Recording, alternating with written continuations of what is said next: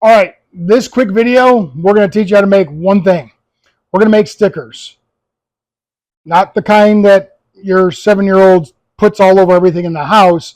The kind that are used to separate wood when it's either stored or dried.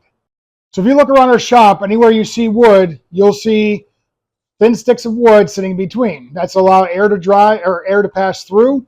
If the wood isn't fully dry, it allows that air to pass through and dry it out. But it also allows dried wood to stabilize in the environment that it's stored in. It also helps to prevent any kind of moisture buildup, any kind of mildew or mold to get into your wood in between the layers. So some people will say that you have to use a species of wood that you're separating to make the stickers. I haven't found that to be necessary yet. If you have experience with that and want to share your experience and what happens if you don't use the same species, leave a comment. Love to hear it. Because in our experience, we do it with cheap pine or with poplar scraps that we get from the call pile at our local lumber yard.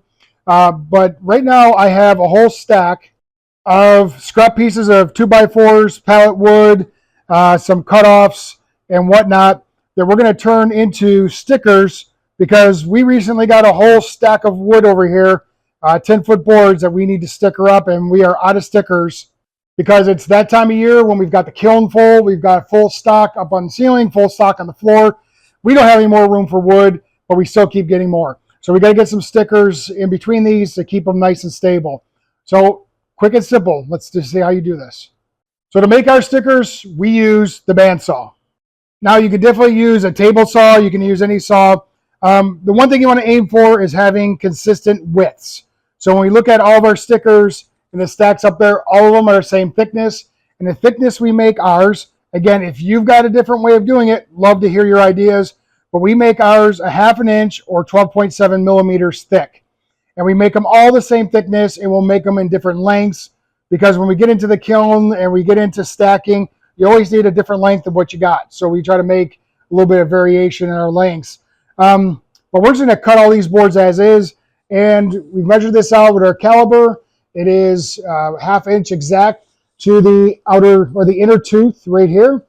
We raise our bearings just to be right above the surface of the wood. And we just happen to have either, I think it's either a 1/4 inch or 3/16 inch blade already in there, which is fine. We're just not going to feed it as fast as maybe if we had a 3/8 or a 1/2 inch blade. So we're just going to run this board through and show you how to make some stickers.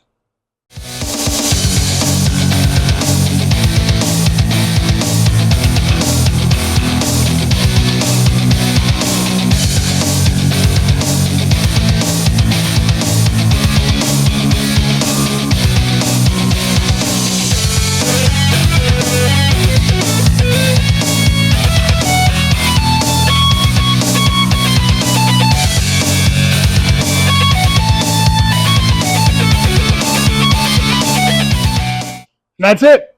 We've got, was it 2, 4, 6 stickers out of one piece of 2x4, which is great. We've got about a dozen pieces of 2x4 sitting there. So we'll get about 72 stickers out of these scrap pieces of 2x4. Again, they're just pine. We have that left over from another project and works out great.